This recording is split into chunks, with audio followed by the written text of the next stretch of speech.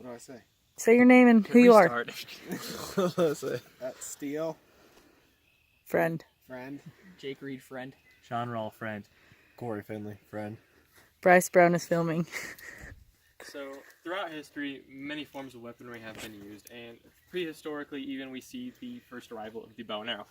Now, the bow and arrow has gone through many modernizations, obviously, as we have this one here today. But to begin with, you kind of see the longbow, which is just your typical curve with a string, that eventually turned into a recurve, which has a curve, and then another curve, and with a string. And then it kind of branched off from there in medieval times and transformed into the crossbow, which did modernize as well. But we do have a compound bow here, which is the most modern bow available on the market today. Now, some things that kind of make a compound bow are these wheels here, or as they're called, cams, which once you draw back, it reduces the weight so you can stand here for a while and just hold the arrow. Now, one of the important things to do with a compound bow is to never dry fire. That will ruin the bow as all the energy is transferred into the bow instead of the arrow. Moving on still, we have these right here, which are called the limbs. These are what hold the tension so the string can fly back as fast as it can to shoot the arrow out. And these screws here can be tightened to increase the poundage to get more force on the bow. Now, one thing that's also notable is the sight here, which has multi-pin. There is a thing called a single pin, as on this bow over here. If looked at, has a single pin which can be adjusted up and down, compared to this bow, which uses a multi-pin system, in this case has 5. And what you do is you take this sight back here, in this case is a blue ring. Once it is pulled back, it will align with this. You align the circle, and based on how far you are, align the target with the appropriate dot, and then release once that has happened. And another important part about the compound bow is the rest. In this case, I have a fall-away rest, which once the string is drawn back, this string pulls this tight, and once this is released quickly, it drops and lets the arrow fly once the string is released.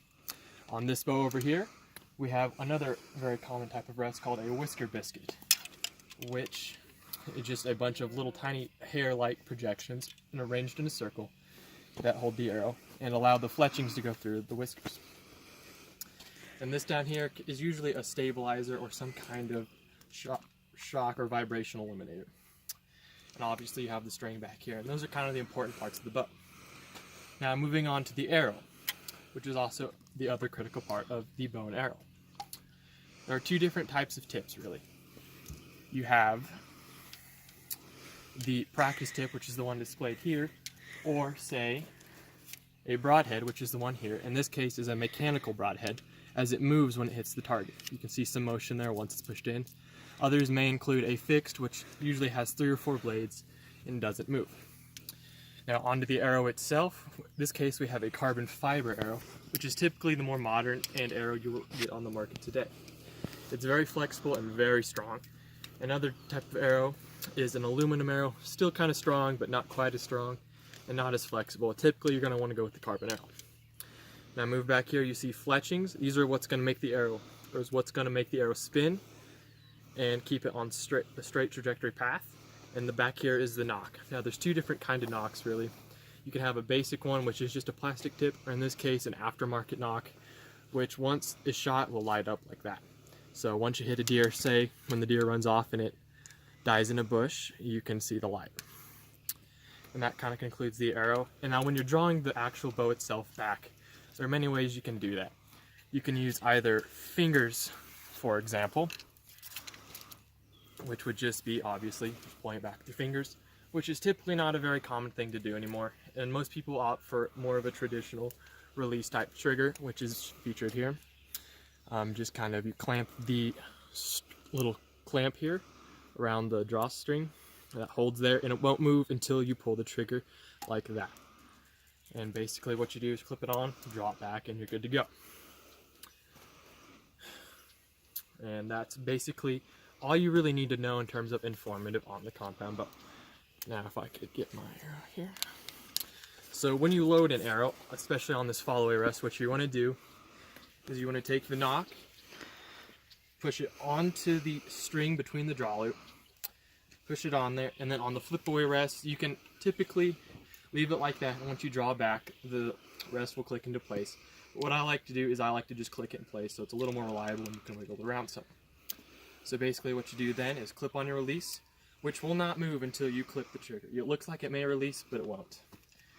So when you draw back, you just kind of relax your hand as the tension between the string and your hand pulling it back will keep the bow pushed into your hand. So you're going to draw back, and now what you'll notice is how those limbs really compress. That's where all your power is generated from. And notice how those cams turn. That's what really releases the bow and arrow to do its thing. So you're going to pull back.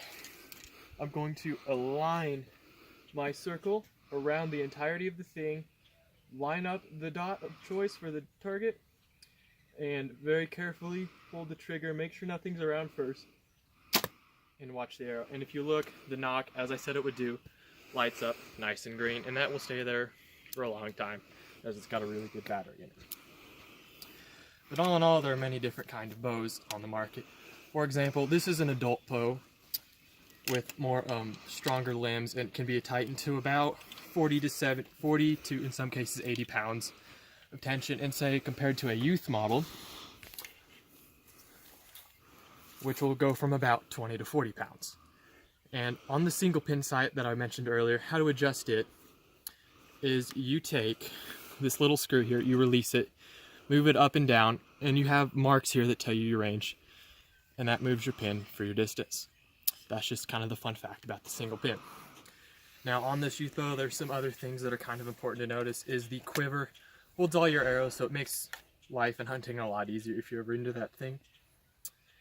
And the whisker biscuit, like I said before. And all in all, that's really all you need to know about a compound bow. Besides the basic safety and using your head, compound bows are a great way to get outside and enjoy nature a little bit. So yeah.